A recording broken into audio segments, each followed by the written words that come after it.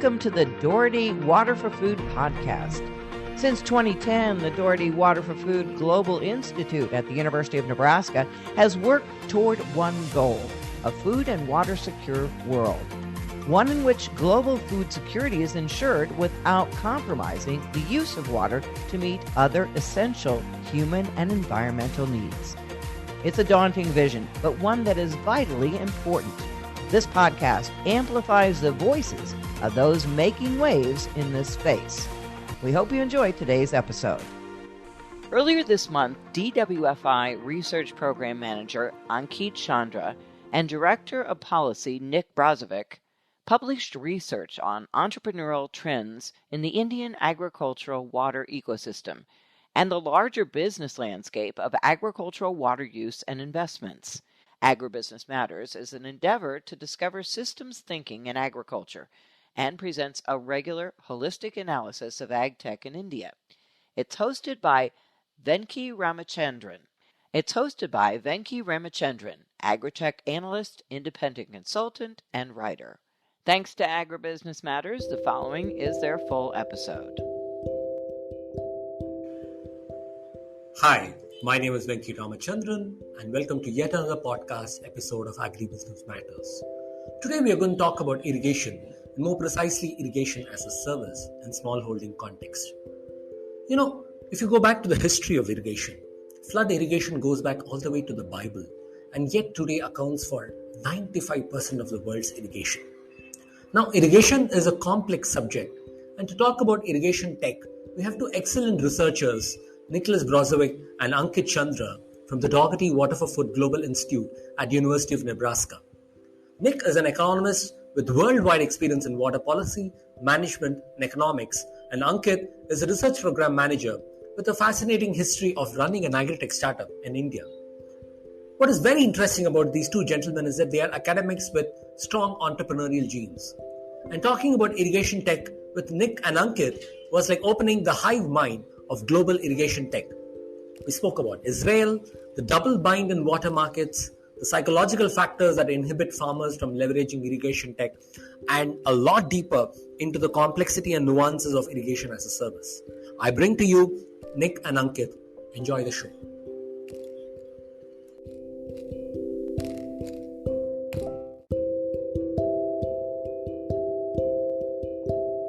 Thank you very much, Nick and Ankit, for joining in. Thank you. Thank you for having us.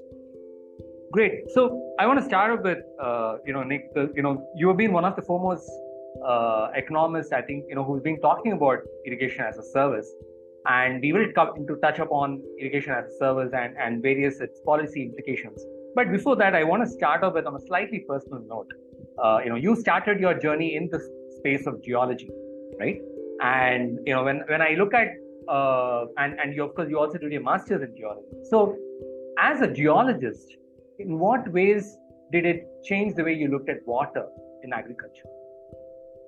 That's a great question. Thank you so much, Venki, and thank you also for having us on today. So, yes, as you pointed out, I'm started off my career as a geologist, and in fact, yes, I have a master's degree in geology. So a couple of things that geology really opened up. First of all, I got to travel a lot as a geologist, and to travel to fairly remote regions and see very different cultures and contexts. And at that time, I wasn't working in surface processes or even water. I started off kind of much deeper in time. But I did get a very good appreciation for uncertainty.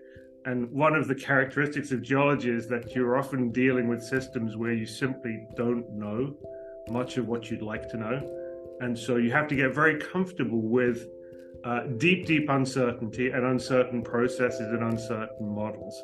And that's certainly something that's translated into the economics and then the entrepreneurship.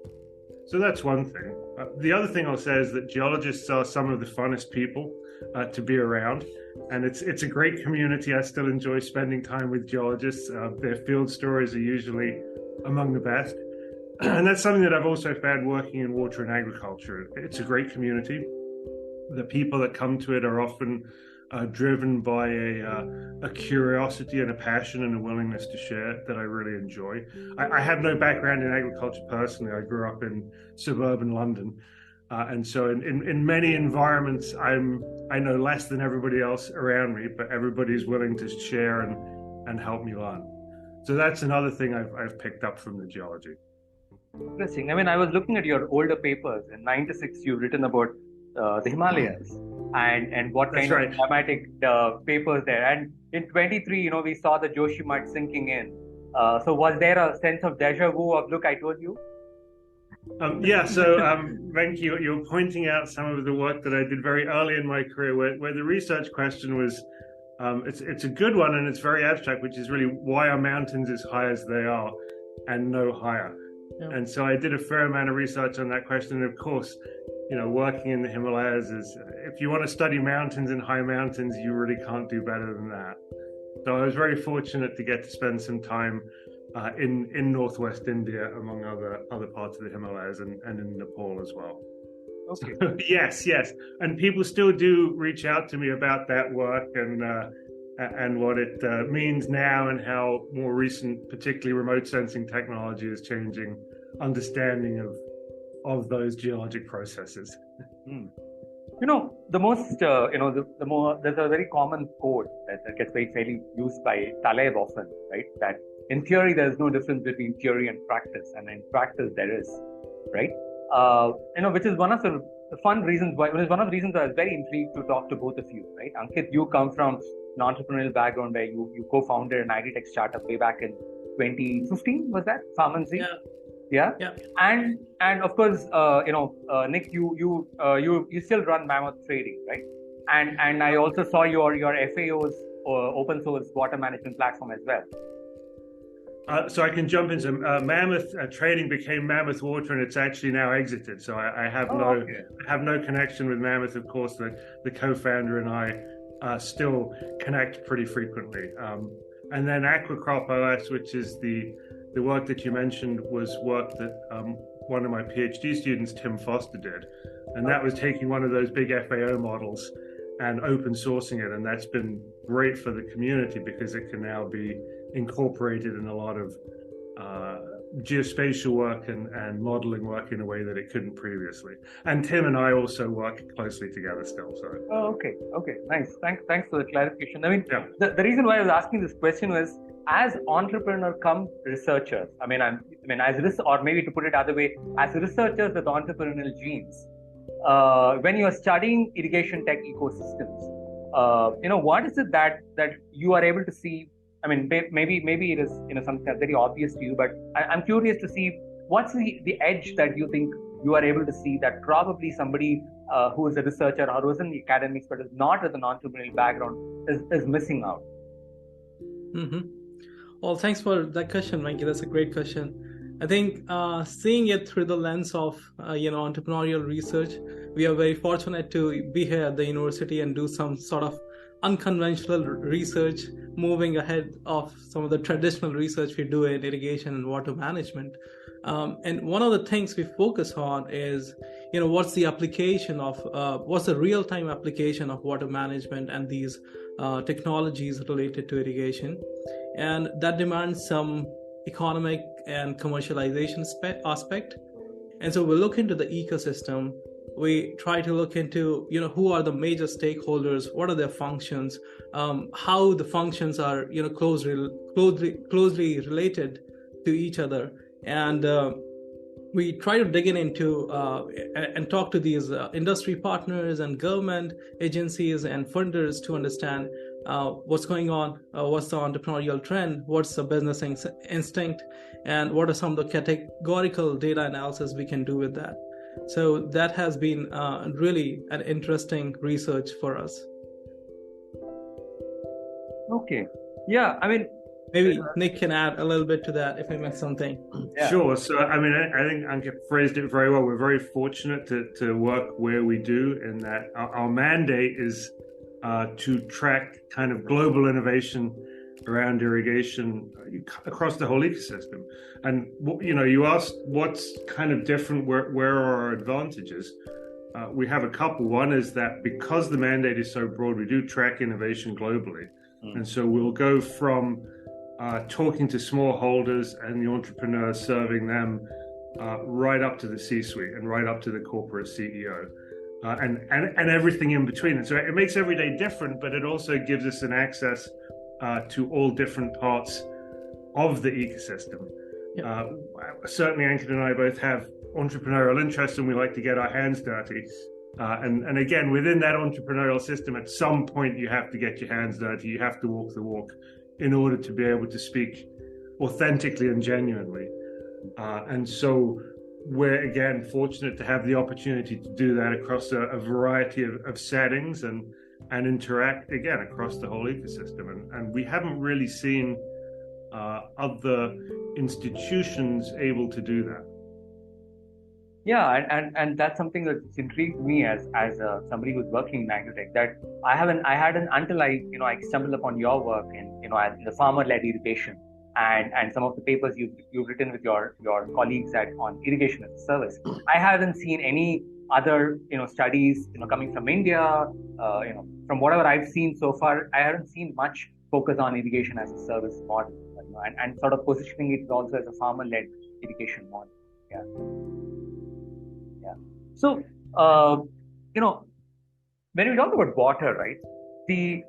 Just a month back we had the World Water Day, and somewhere there is this love-hate relationship water has with this, right?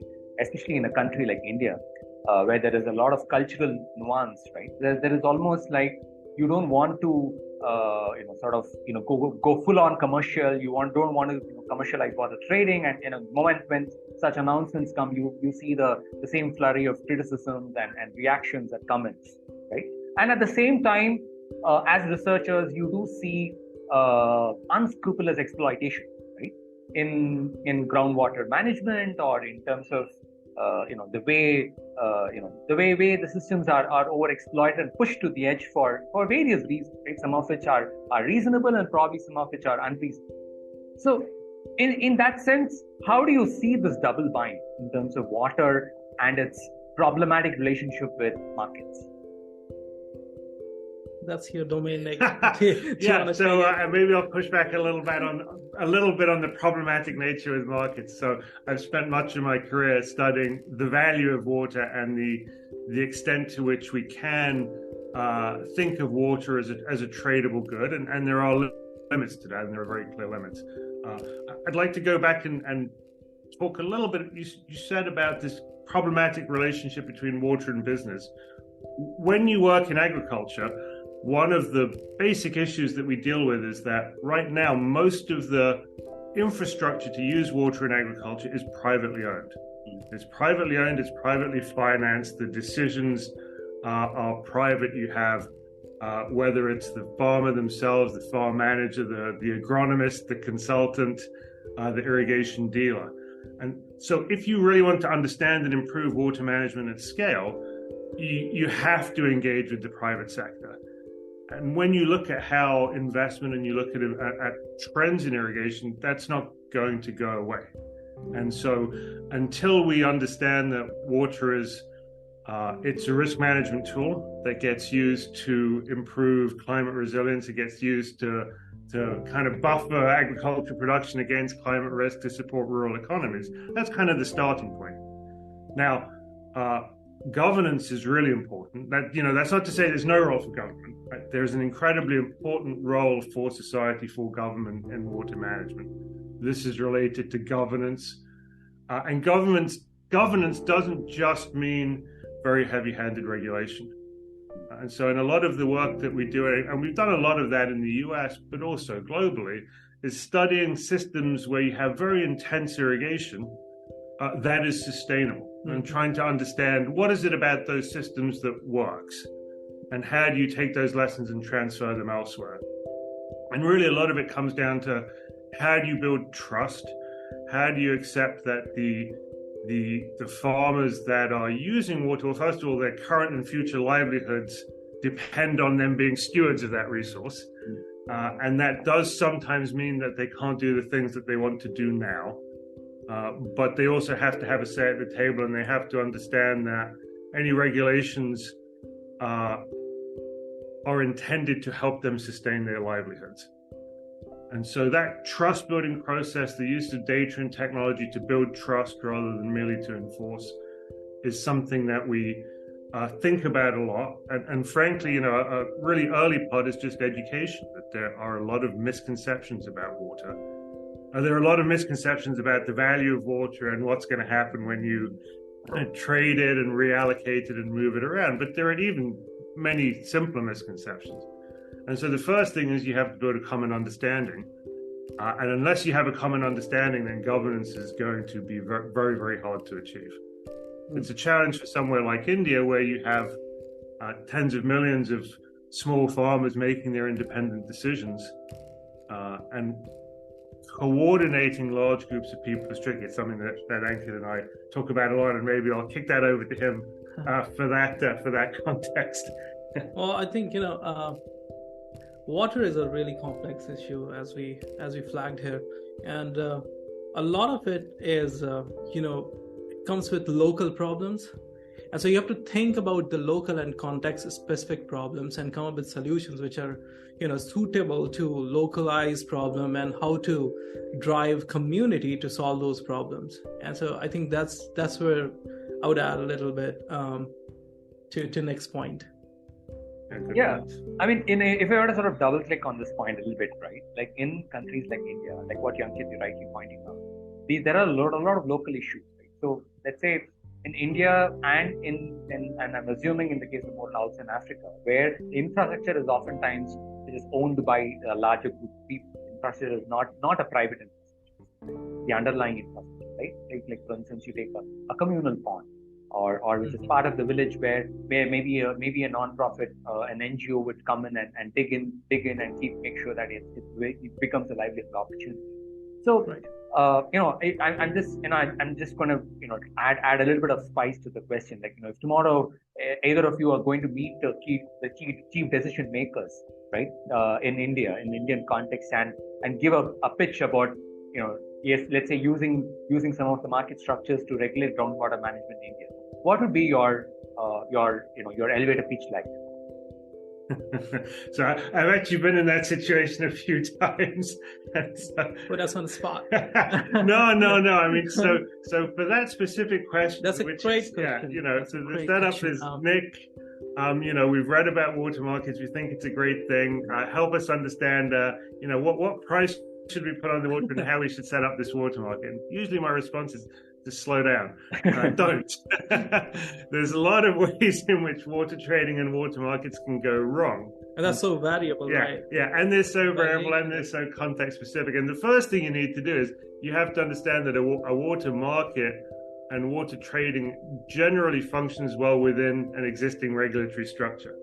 So if you don't have the existing regulatory structure functioning, if you don't have trust in that, if you don't have good monitoring and enforcement, bringing in the water market may actually make your problems worse.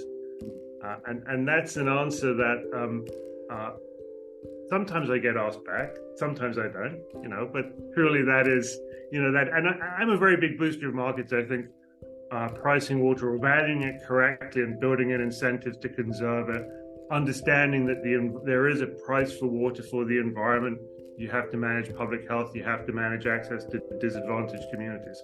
So disadvantaged communities is an issue that comes up a lot around water markets. It's an issue particularly if you look somewhere like the Central Valley of California, where there is rollout of water markets, and you have disadvantaged communities that there's a fear that they will be priced out of a water market. And that fear is legitimate, and the answer is you never price them into the water market. You build your structure so that they have the access they need separately to any reallocation that's happening. So again, water markets exist within an existing set of institutions and structures. They don't drop out of the sky. And water management it's a portfolio.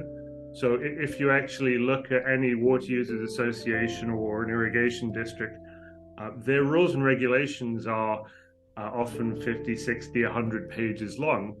And you don't have one regulation, you have 50 or 60 regulations that all work together.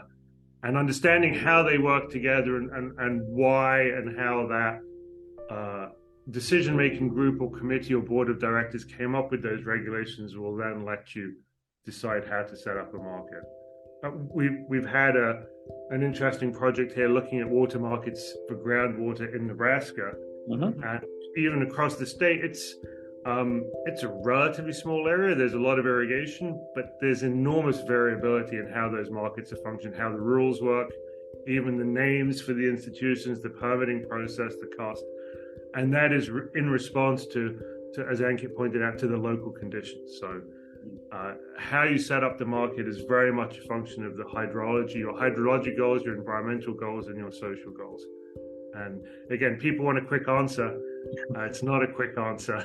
Yeah. No, your point about the disadvantage and how the informal markets, is very interesting, right? Because, one of the examples that I often quote is, and it's something I'd spoken to Ankit also some time back, right? In the southern India, in the Delta districts, there are lift irrigation cooperatives, and these are informal markets that have been set up among farmers, where the farmers themselves pool up money, and on average, if we talk in Indian money terms, it costs about 12 lakhs to set up this, lift irrigation, and typically one lift irrigation manages about 300 to 400 acres around a particular district in there. And there, when I look at those costs and when I look at some of these operations, many times social capital comes into play, right? In terms of distorting these markets, right? In terms of say caste or be it other aspects that come into these elements, and they sort of distort these markets, and probably that's the I'm not looking for an easy answer, but I'm just trying to get a sense of is there a way where we could nudge these markets in a certain way that is slightly more acceptable and do there. Yeah. So I'm going to jump in because this is the informal markets are great. My experience has been that actually informal markets exist everywhere. And that is as true in Australia or the Western US as it is in India or the Middle East. Especially in non-regulated conditions. Right. And it occurs both in the non-regulated and the regulated conditions. And a lot of the policymakers have a tendency to either ignore informal markets or view them as somehow undesirable. Or exploitative. Yeah. And those examples, they do exist, but in general, where we would come to it from is, look, you have this informal transaction where people have figured out how to generate value. It's a voluntary transaction. People have figured out how to generate value for themselves without any subsidization or intervention, sometimes despite the government telling people they can't do that. And you're getting an outcome where you have a depreciating asset, which is the irrigation equipment, and the asset utilization rate goes up, and you've increased the agricultural productivity. Now, you have to be careful with what that's doing to groundwater levels or stream flow levels. So there are potential issues there, but in general, you can learn a lot from informal markets, not just about the value of water, but about the social norms, the mechanisms that you want to use to scale. And so again, I've had this conversation with decision makers and World Bank and so on. You're better off looking at an informal market and understanding it and then slightly formalizing it and subsidizing it, rather than coming in and putting down something that looks entirely different and that isn't culturally appropriate or that people aren't used to. Irrigation as a service, if we want to come to it, is an example of an informal market. It's a particular example with a particular structure. Yeah.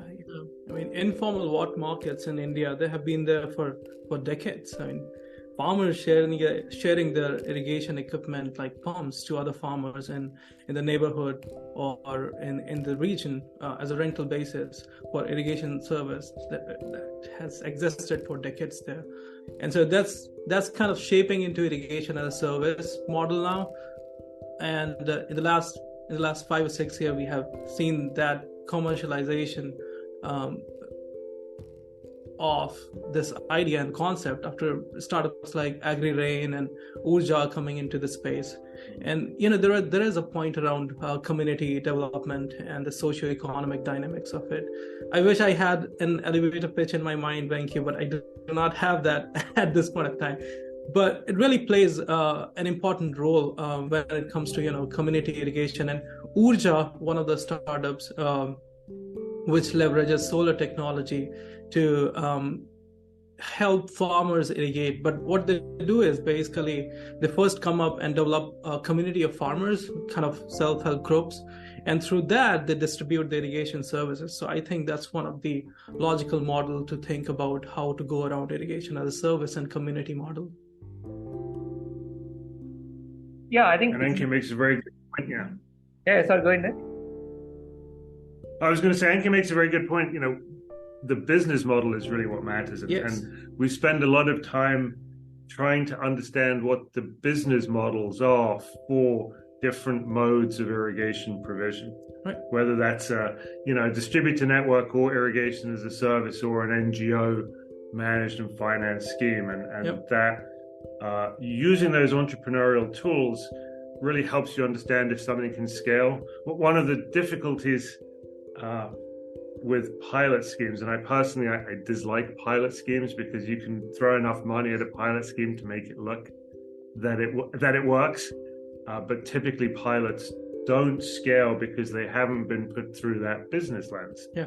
If the unit economics doesn't work, it's just not going to scale, or the amount of money that you would need to make it scale isn't feasible. And so one of the appeals of something like irrigation as a service is if the business model works, whether those are your philanthropic dollars or your investment dollars, your impact investment dollars, or your just straight capital, should be quite cost effective in reaching those goals if the business model works.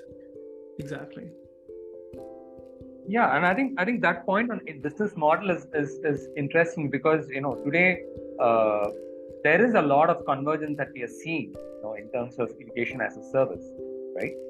As in the business model, but obviously, it brings to the point that Ankit makes interestingly in this first report, right?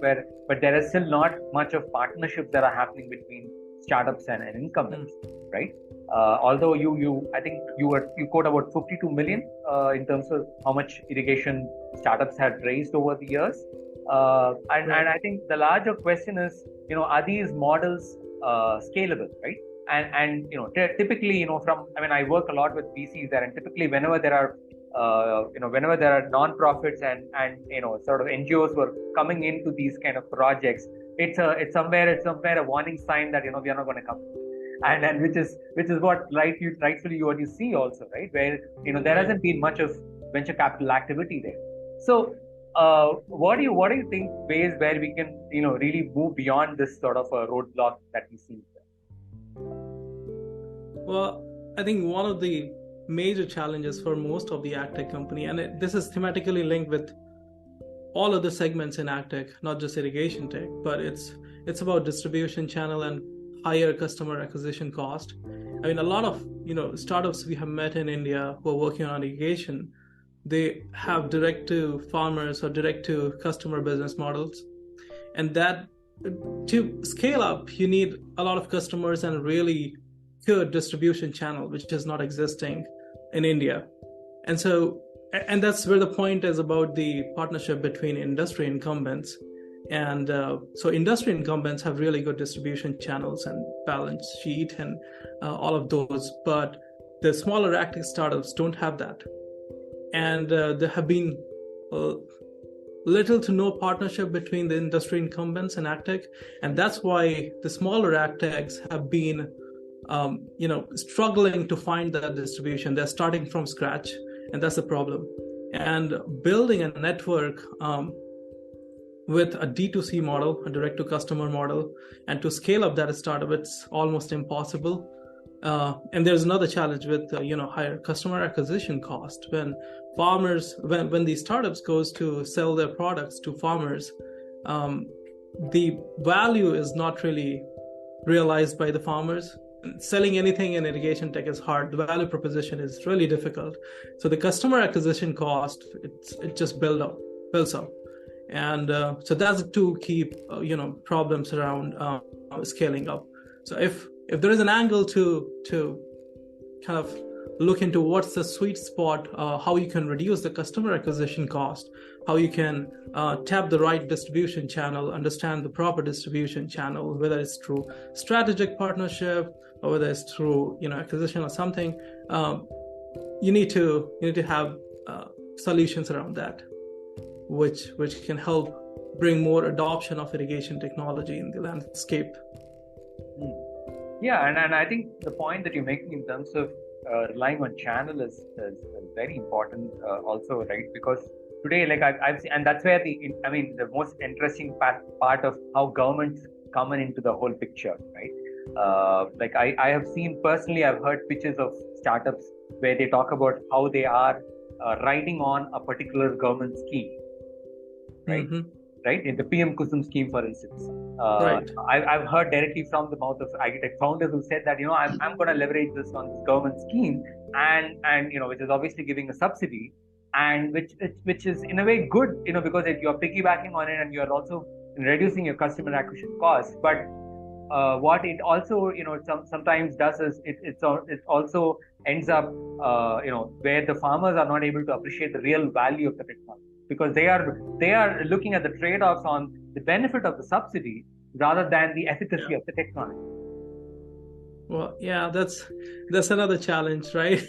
So in India, what we have done is we have created this culture of subsidization of products on farm gate, right? And that basically hinders the technology adoption, that decreases the uptake of technology, and everything is free in India. Like if you talk about electricity, it's free for farmers. We have given water for free to farmers, and that's why there is problem around groundwater management, and that's why we see declining groundwater tables in many regions of India. And so that's a big problem around with climate change being one of the problems in Indian agriculture. I think subsidization is also one of the big problem around distortion of market price signals and uptake of these irrigation tech.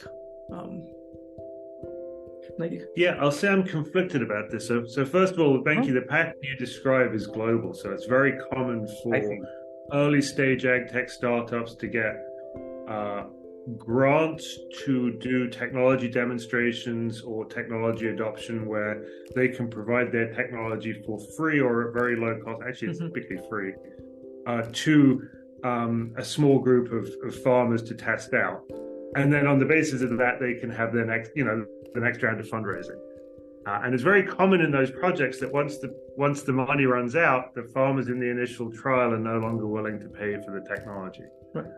And so ultimately then that means you haven't found product market fit, but what you've done is you've got your next round of funding, and then you end up applying for a larger grant, and then the next pilot is a little bit bigger, but you've essentially repeated the same process. I'm conflicted because particularly with risky technology, you have to try it somehow. You have to get the on-field trials somehow, and perhaps one of the issues there is that a lot of the ag tech is risk increasing. So a lot of the technology that is used in agriculture to manage inputs, you're reducing fertilizers, you're reducing irrigation. Those things are all great, and on average they'll increase your profits, but they'll also increase the variance. So essentially, the entrepreneur is asking the farmer to take both take all the downside risk. And, they get some upside and overall they're better off. But many farmers really can't handle downside risk because of the operations there. And they already have a lot of downside risk. And so technologies that increase the riskiness of agriculture and soil moisture probes are an example of that we talk about a lot in irrigation. The technology works, it's well understood, the science is well understood. But in a system with a lot of weather extremes, with a lot of variability, in some years it will decrease your profits. Go ahead. Just to a little bit hinge on the point. I mean, it's again the point around value proposition, right? It's really difficult and challenging. Do farmers see water saving technologies as a pain point? Is water saving pain point for farmers? I don't have an answer to that, but I'm more inclined that farmers don't see water saving and energy saving as a pain point, and that's why the uptake of technology is less, and the value proposition is difficult to understand there. Yeah, no, I think that I'm just, your point on conflict in terms of, the risk part, right? I'm reminded of E.F. Schumacher's famous concept of appropriate technology. Where he, way back in 70s, he was a slightly environmental economist. He had this notion of appropriate technology that kind of works largely in today's what we call as a smallholding context, or those kind of markets, right? So I'm curious, given the wealth of experience you both have, how would you define an appropriate technology in this kind of context, given the kind of risk that we are talking?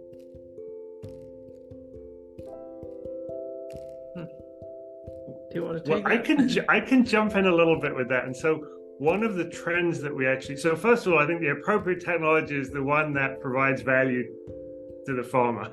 I'm actually very bullish on technology. It's the application. The technology by itself doesn't do anything. It's understanding the problem that you're solving. Yeah. One of the trends that we see, and that for us is it brings a lot of joy, I think, to our lives, is looking at the innovation and the kinds of technologies that we see in South Asia and Southeast Asia. So pretty much any ag tech, any technologically based innovation, whether hardware or software, that we see in the US, in Israel, in Australia, somebody in India or Bangladesh or Vietnam is doing the same thing, but their cost of goods is 10 or 50 times less. And so basically that means that the business model is entirely different. So in the US, we have ag tech companies that are selling hardware. Long term, that's not a viable solution. It's not really viable to sell software either, long term. And because you have the ability to create and scale both hardware and software very, very cheaply, somewhere like India, you both have the technical know-how and the ability to fabricate at scale cheaply. That means that the business models switch very much to a service model. And in order to have a service model, so you give away the hardware. I mean, this is very much what, Ankit, that was in the report. Yeah. And once you're in that service model, you have to provide value, because if you're not providing value, very clearly, nobody's going to buy the service. Right. And so to us, we almost see that there is, from a business model perspective, there's a lot more advancement somewhere like South Asia or Southeast Asia than you might see in some of the, what we might call more developed, higher profitability ag economies. And, perhaps you can talk more about that. Yeah, I mean, see, Venki, the technologies are obviously there, and they're all great technologies. Whether you talk about soil moisture probes or, remote pump control or IoT sensors, which are helping make farmers more informed decision making in terms of water use, energy saving. But the thing here is that farmers are not, farmers are not tech agnostic; they are tech impatient, right? And the technology needs to be fit seamlessly within their production system and operations. And so the point here is that the farmer shouldn't be working for the technology. The technology should be working for the farmers. But we have seen that the farmers have to go an extra mile to do effort to use the technology. And what we observed in our interviews with farmers, they said that they don't understand this kind of technology. They haven't been benefiting a lot from this technology, or they are unaware of how to use this technology.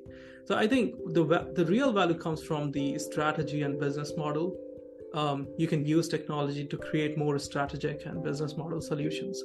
So I think that's where my point is heading, around more business model and strategy. No, I think your earlier point that you mentioned, right, where he is not able to see, right, in terms of the benefits, I think is very intriguing to me, right? Now that I'm listening to your point about making technology work for him, because today, fundamentally, there are two kinds of seeing when we talk about irrigation tech, right? One is we see at a macro level of that there is water availability or not.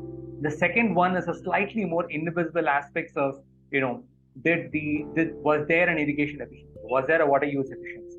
Right? And then for farmers, it essentially, whether he pays attention to these metrics or not, it boils down to, am I getting a better return, am I getting a better price, for the crop that I'm selling in the market, right? So perhaps, I think that translation is where perhaps, I don't know, I'm just curious, whether that's where probably some of these benefits are not being, able to be accrued, or he's not able to see. Yeah, I mean, that's a major challenge, right? And I think one of the biggest value proposition for irrigation tech startup is that how easily you provide a solution to farmers that really solves the challenge around access to irrigation equipment, affordability of irrigation equipment, and you talked about reducing the input prices and reducing and increasing crop productivity.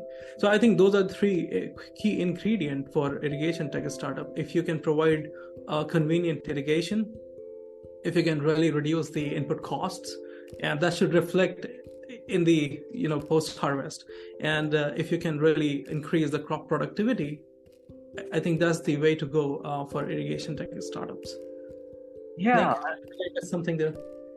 No. I mean, I might add, irrigation is one tool, and so one of the trends that we're starting to see, and I think we'll see much more of, is this understanding that irrigation doesn't exist in isolation. It's not the only decision that gets taken, and so you have to look at post-harvest. You have to look at input management. Irrigation, if you have access to irrigation, it lets you grow different seed varieties or different crops. If you don't have cold chain, then irrigation doesn't do much for you if you don't have the market access.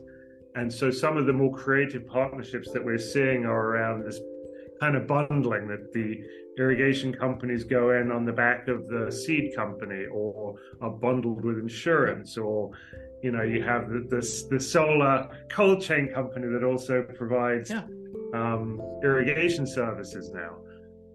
And again, this comes back to understanding distribution networks and customer acquisition costs. Yeah, I think right now, that's what we are seeing also. Your point is very well, what we are seeing on the ground right now. They look at startups like Philo. Philo doesn't come under your category of irrigation tech startup. This is one of the startups that has come up with a specific IoT device that is, that is managing the irrigation efficiency. They go under the rubric precision agriculture, and they take care of inputs and reducing the cost, and it almost seems like precision agriculture as a sector is sort of subsuming the irrigation tech also. In a sense, that's also what we're seeing in the overall ecosystem as well. Yeah, so Venki, I guess I have a question for you. One of the debates within the larger ag tech ecosystem in the US is around VC funding and the difficulty of traditional VC funding of ag tech, partly because of the long lead time and the return profile. But there haven't been very many exits in ag tech.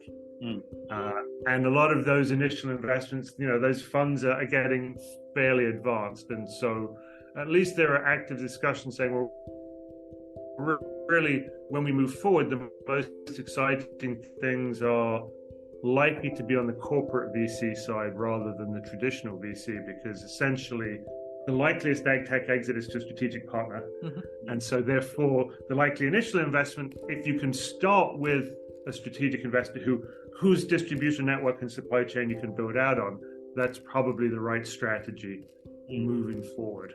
And so you're seeing a lot more interest from whether it's the seed companies or the irrigation manufacturers, in terms of very early stage companies that often their value propositions and business models are quite far removed.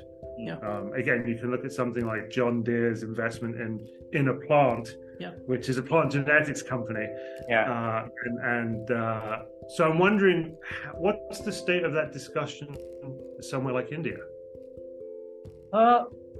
I think in India right now, what we are seeing is the agri input companies are, I think Ankit also had written about it in the report, right? Where buyers, Better Life Farming Foundation, we have Syngenta Foundation, who are all coming up with the entire package of agri input as a service, right? I mean, input as a service in some sense, right? Which covers seeds, which covers some of the irrigation kits, and so those kind of packages are one thing that we are seeing also that's moving in.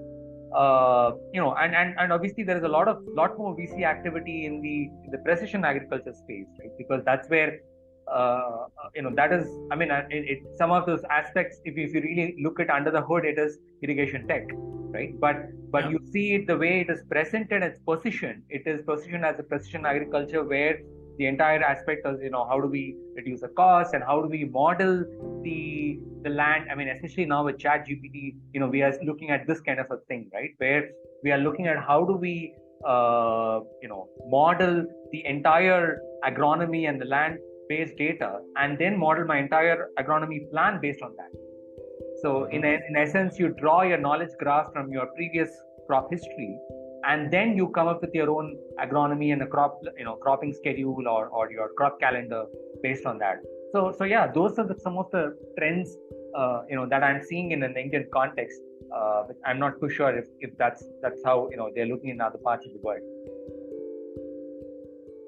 Oh, that's a great point. Yes, I mean, I think, there's interest in that. I think perhaps the existing supply chains and relationships with the farmers are different, are much stronger in much of the world. So again, it's hard to be the one, it's hard to be an integrator. It's harder to be an integrator, although certainly you might argue that, John Deere is trying and Bayer is trying and some of the other majors are trying. Yeah. And go ahead, Ankit. I was saying that the point around integration, it comes very naturally. And we have focused, in the report, we have focused mostly on, water management and irrigation as one of the plays. But a lot of, startups I have mentioned and mapped in the report, they are not just irrigation tech. They're bundling their services with, fertigation. They're bundling their services with cold chains. And so there are precision agtech plays, and it would be hard to say that all of them are irrigation tech. They're thematically linked to different segments of agtech and precision agtech. Yeah, and that's probably a viability of we are talking bullishly about irrigation as a service model right now, right? And that's where somewhere I'm beginning to also doubt some of its if I wear a slightly devil's hat. It makes me somewhere question some of its aspects, right? Because typically, you take any of the as a service model, right? You would typically have your margins increase over time, right? Today, when Apple is launching an Apple Plus or an Apple TV, or you would see that over time the margins should increase.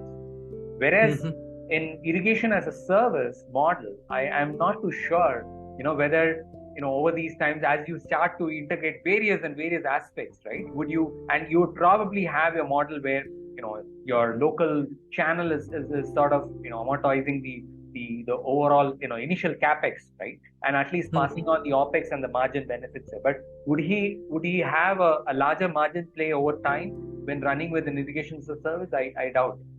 What do you think? So I guess it comes down to how quick, what are the economies of scale there? So, I mean, this is a thing that we're, maybe it brings us to this question about how come people don't talk about irrigation as a service, and why doesn't somebody like the World Bank, they're aware of it, but or people in governance, on the policy side in the ministries.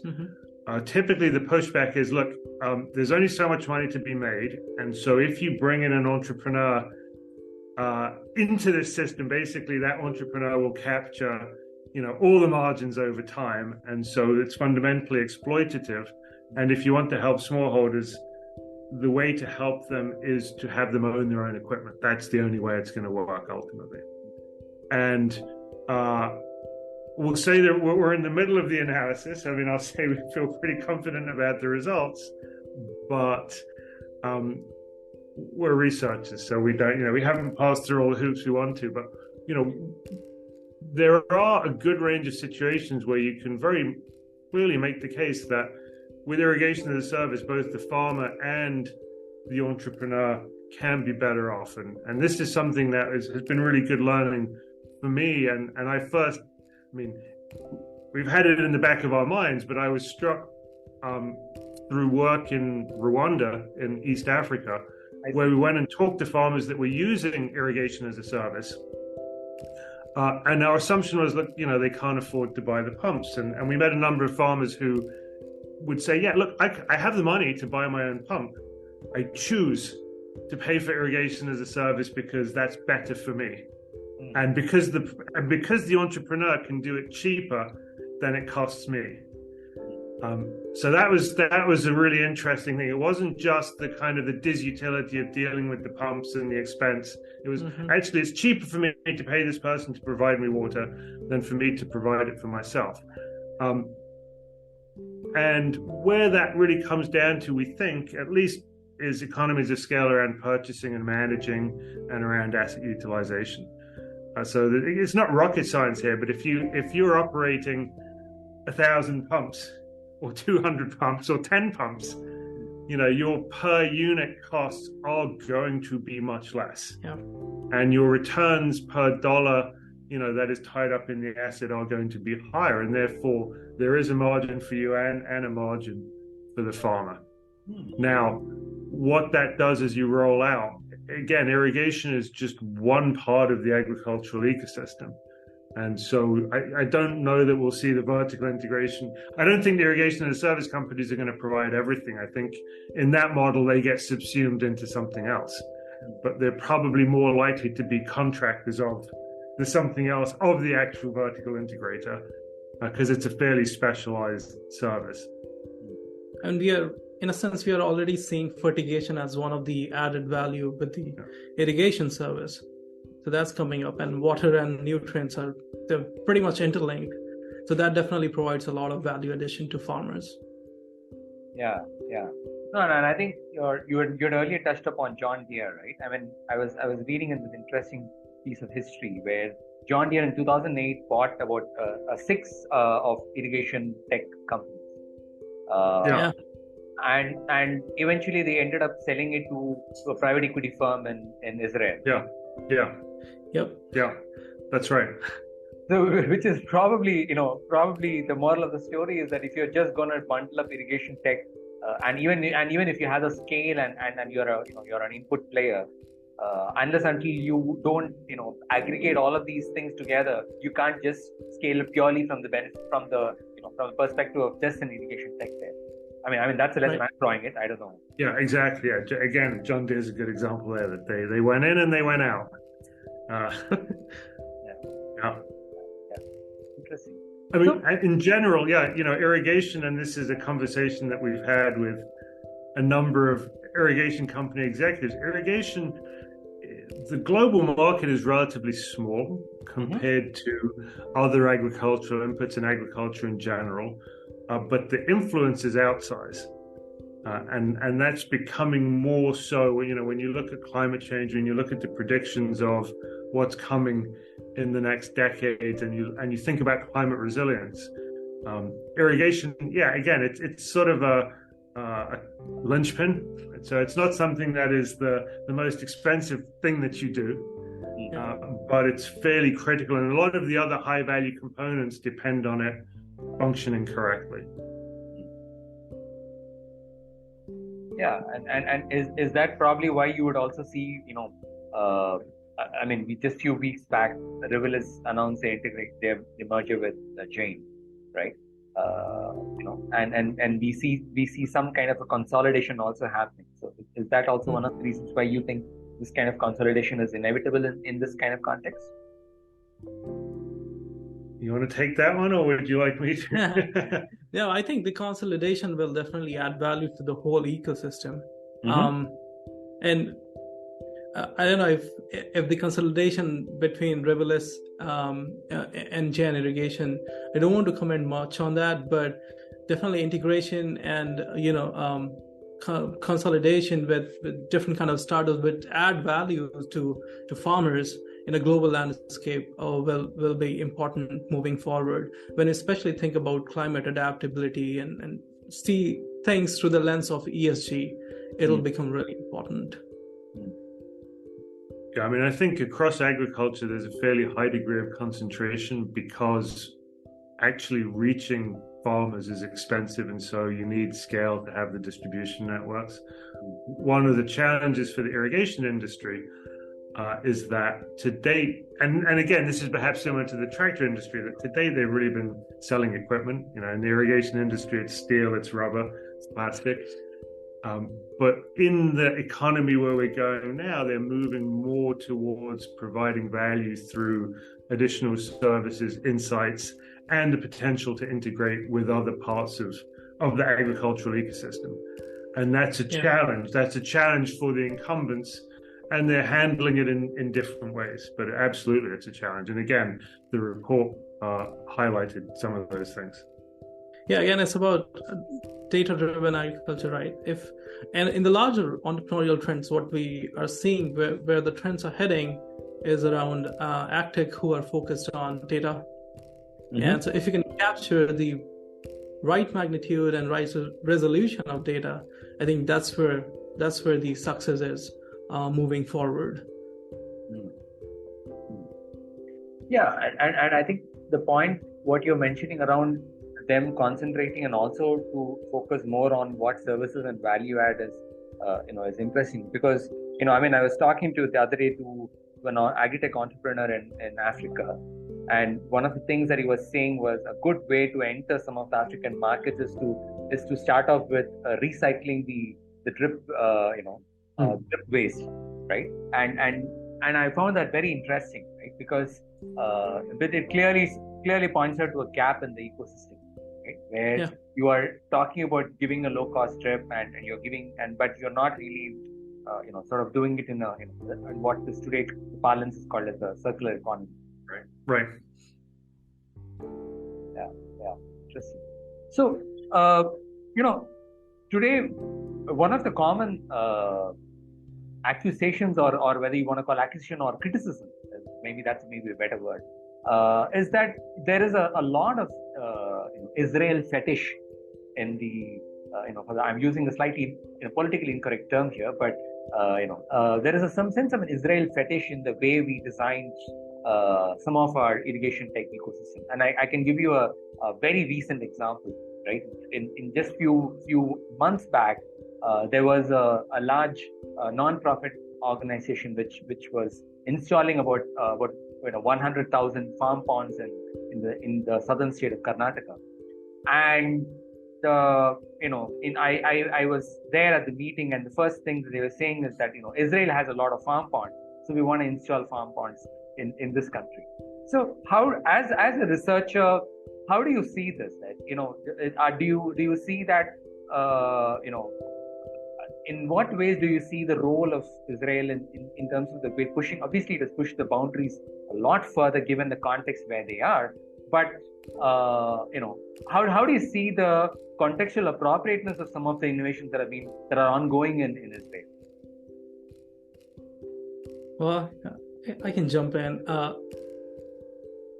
I think Israel is a really rich ecosystem in terms of water management. And if you look at these startups there, they don't try to capture the whole vertical, rather they focus on one of the specific problems, and they come up with solutions which are point solution or focused solution, right? And then they start to serve their customer segments to do customer discovery, and that comes out of proper research, and they spin it off into a startup, and then they try to find the right product market fit.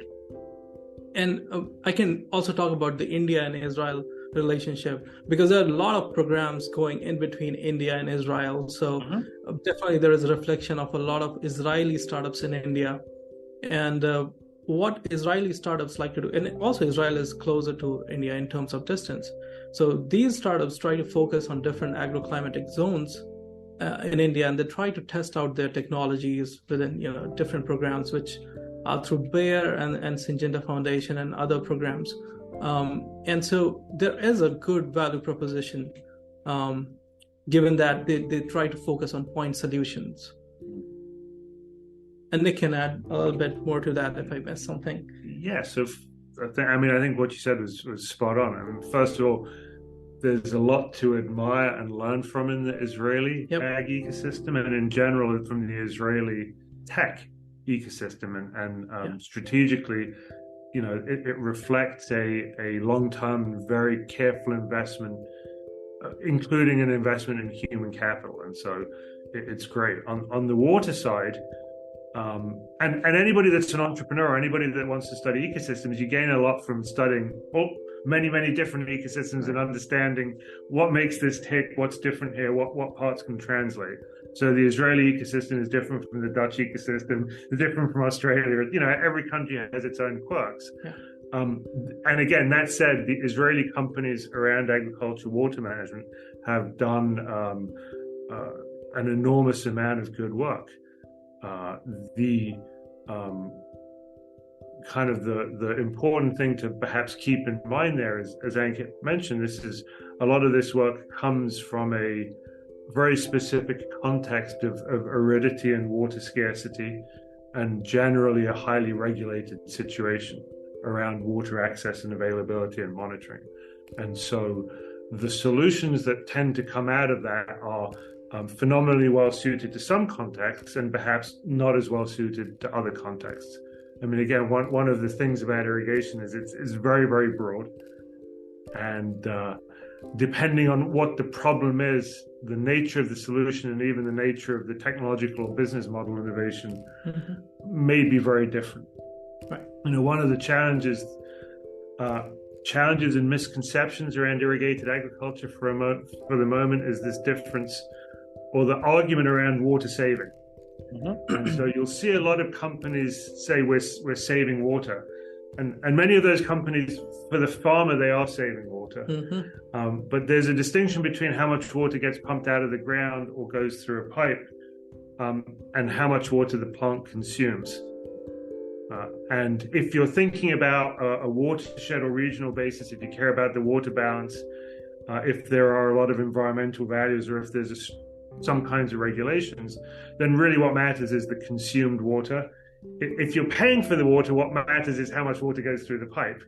But if you're worried about the environmental regulations, what you care about is how much of the water gets to the plant and what happens to the rest of it. How much goes into the atmosphere, how much goes back to groundwater, how much is lost or unusable for whatever reasons. And many precision technologies have this feature that less water goes through the pipe, but more water goes to the plant. Yeah. And so you've actually consumed more of the available water, which for a farmer, it's great. Your yields have gone up, your energy costs have gone down. It's great, and we want to encourage that. Yeah. We want to encourage that. The issue is that for some kinds of problems, that actually makes the problem worse if you care about the regional water balance.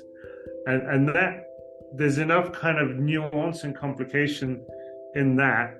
It's context specific. It really depends on the situation and the technology and the crop and 5 other things. Yeah. That's a very hard conversation to have with a policymaker, with an ag tech CEO,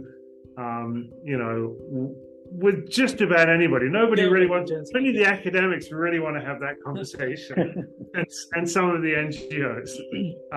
But it's a really important conversation. And so we have to understand what are the limits of technology to save water in this regional and global context, and how can we reframe our relationship to that technology in a way that we actually achieve our conservation goals around water as they relate to the environment and downstream water users and groundwater.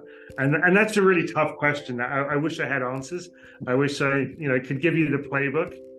But that's really the challenge for the next 5 or 10 years, is how we make that work. Yep. That's completely on point. No, as we speak, Tunisia is on completely, as declared that they are water scarce, and there's now the water for irrigation has been banned, and they are on rations. And I look at, I mean, in your point, I think you made a lot of interesting observations, right, in terms of how do we broach this subject. Today, just the other day, I was reading this research that has come out in few weeks back, where they had compared how the intensification is largely, the farmers' behavior is largely seeing intensification and groundwater as a more favorable part of that intensification. And so that is where one of the aspects of where they are, even though they know probably, and we all know that groundwater is scarce, but we still want to go and drill dig and get to go down as deep as we can, right? So that aspect, and you also touched upon the whole loss aversion aspect, that which is where we want to end up, we don't want to, there is a risking, from a mindset of a farmer perspective, I fear the loss more than the gain that I might get. Yeah. So I wonder, if there are solutions that kind of, I mean, have you come across interesting design solutions or that kind of address this problem of farmers, which sort of look at it from maybe from behavioral science perspective, or that kind of address this problem? So I think it's not just farmers that have loss aversion. Society should have loss aversion too, in that, irrigation, without irrigation, our crop yields would fluctuate dramatically. Yeah. And our ability to have food security would be compromised dramatically. And so I think the first part is this really an educational piece of understanding what it is that irrigation does for us. And what irrigation does is it saves your neck in a drought. And so to me, one of the kind of the larger reframings is that when you look at regulations, typically you allow people to do whatever they want in the wet years, and really, really control enormously. You give them bans in the dry years. And from a kind of macro food security point of view, it's backwards. That you should really restrict what they do in wet years, so that you can store up the water, so that you can have them use more in those years where it's particularly valuable, which are the drought years. But that isn't really how policy works. And so, and the technology, in a sense, would allow you to manage that better. We're seeing, I suppose, little parts of that around managed aquifer recharge and systems to take additional floodwaters and put them across fields. Bungru is one of the great examples. Yeah, exactly. Would you like to speak about that a little bit? Yeah, so thanks, Nick. Bungru is a startup in India, and what they do is basically they store the stormwater and harvest the stormwater, rainwater during dry spells using a pit technology, where they create a pit and underground pipe, and they store the water in subsoil. And you can basically use that water for irrigation during dry spells. And sorry, did I say that they store the water during dry spell? But I meant during rainy seasons, they store the water, and you can use that water for irrigation during dry spells. And that's largely driven by women farmers, and that's a great technology we have in India. Interesting. No, we have these aspects of some of these technologies right now, right? In terms of where that, you talked about this whole aspect of, like, it's very difficult to approach this topic to CEOs, right? This whole aspect of, loss aversion and some of these technologies that do play in, but it gets difficult, right? I mean, a classic example for me was one of the conversation I had with Agribusiness, where Shri, some of Ankit, probably. We know Shri. So Shri was telling me this interesting aspect of how he had to sort of pivot his model from, in his irrigation as a service, focusing on a supplemental irrigation, which means like you're targeting the rain-fed market, the rain-fed irrigation system, and then present this as a supplemental irrigation solution for the ones for that requires a critical irrigation schedule, right? Like for very specific crops there. So in some sense, it almost seems like you're diverting the problem. You're only focusing on areas where, it's like the classic example of I'll search where the light is. So Yeah. how do you reconcile that? I mean, I'm just thinking aloud here. That's opportunity right there. There's much more rain-fed land than there is irrigated land. Yeah. Yes, and I hadn't heard that anecdote from Sue. We actually have one of our team members here is finishing her master's thesis, and it's, as far as we know, the first economic analysis of irrigation as a service. And one of her very strong results is the theoretical understanding for why irrigation as a service is particularly well suited to rain-fed, to supplemental irrigation. So it's very nice to hear that the anecdotal evidence matches the theory. But again, when you look at climate change and variability, the largest impacts of flash droughts and extended droughts in the coming years will be on rain-fed land, right? They'll be on rain-fed land. And so one of the advantages of irrigation as a service is if you only need to irrigate once every 5 years or once every 7 years, it's very hard to invest in fixed equipment. But there's going to be a drought somewhere every year. And if you can move the equipment around, then essentially you can provide that value somewhere every year. I mean, the reason why I was asking this question from, maybe I should have articulated it slightly differently.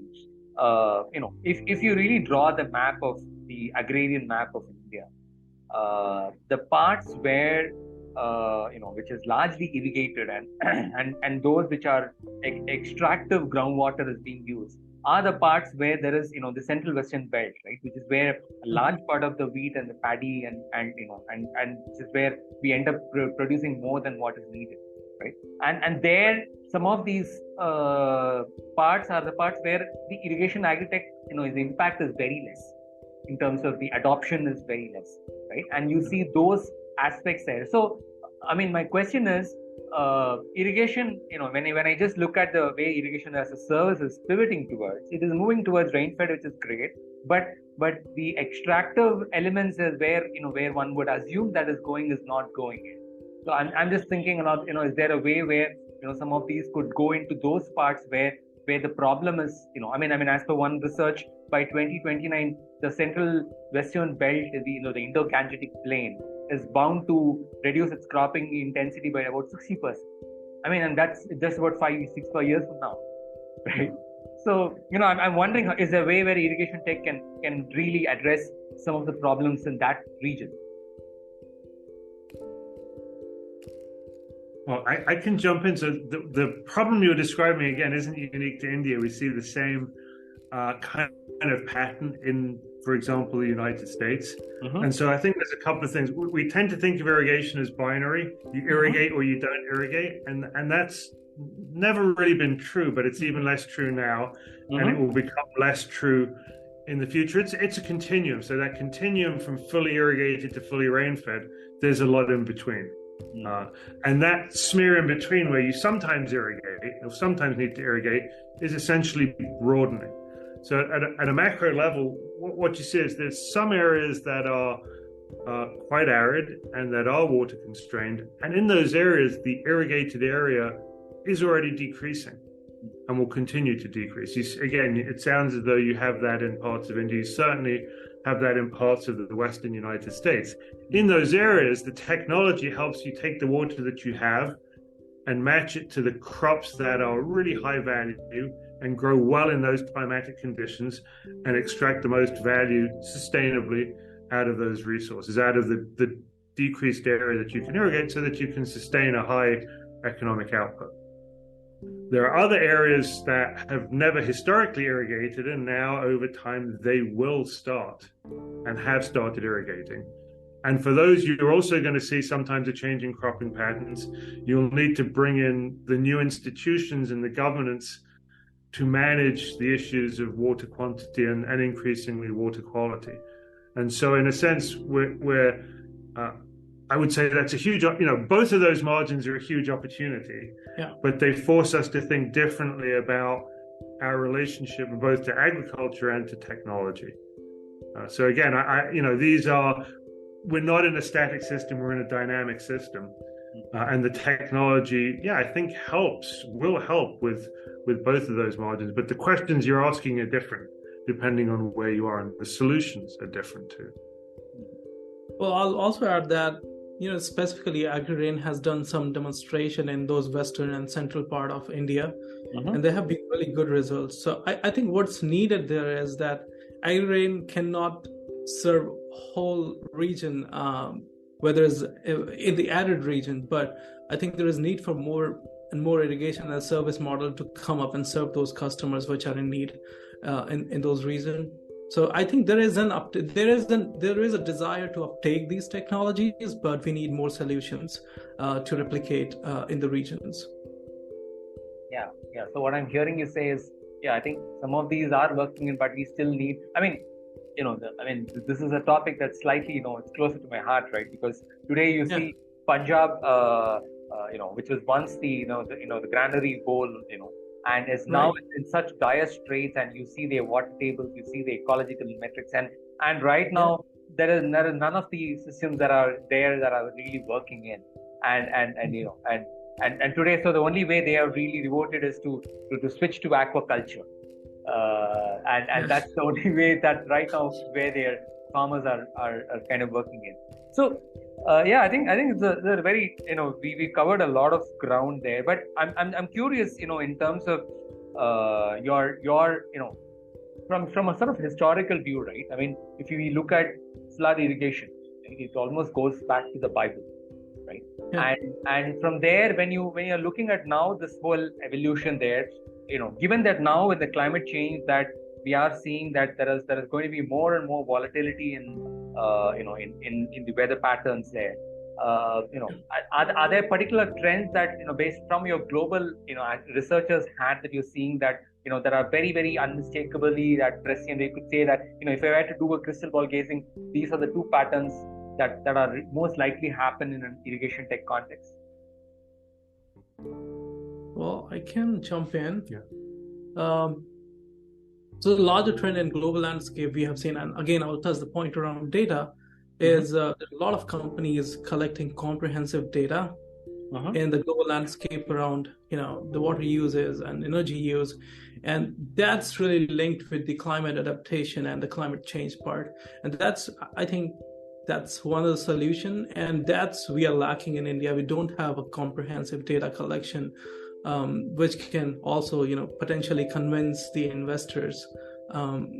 So that's the way to go, I guess, for climate adaptability or agriculture around climate resilience. Nick, would you like to? Yes, I've got a couple of trends. We've sort of touched on all of them today. One is moving to the idea of everything, a lot of the ag tech having a service model where you're actually creating value for farmers. Again, one thing that Ankit and I talk about a lot, we would love to see some of those South Asian and Southeast Asian companies find a beachhead somewhere like the US and a marketing channel and a way to really bring some of those business models to the US, because the technology is solid. And again, that the thinking around charging for the value provided, that's a trend that we're going to see. The other trend is the kind of the vertical integration, the bundling of services, of seeing where within the value chain irrigation has the highest leverage, and then those are your natural strategic partners. And then this larger trend of, driven by climate change and weather extremes, that there will be fairly large changes in which areas are and aren't irrigated. And that creates both challenges and opportunities for the governance and the technology. So I think those would be the ones that I would look to. Okay. So I think that's a good way to sort of look at some of the themes that, in a way it sums up also some of the aspects that we've talked about. Thank you really, gentlemen, for taking time and doing this. And I really enjoyed this conversation. And there are a lot of aspects that makes me want to go back and dig in a little more deeper based on some of the points you mentioned. Thank you very much for doing this. Once again, thank you to Agribusiness Matters for sharing this episode. And thanks for listening to the Water for Food podcast. If you'd like to learn more about ag tech in India, you can visit agribizmatters.com at the link in our show notes. And if you'd like to read more on Ankit and Nick's research, you can find it at waterforfood.nebraska.edu or subscribe so you don't miss future episodes.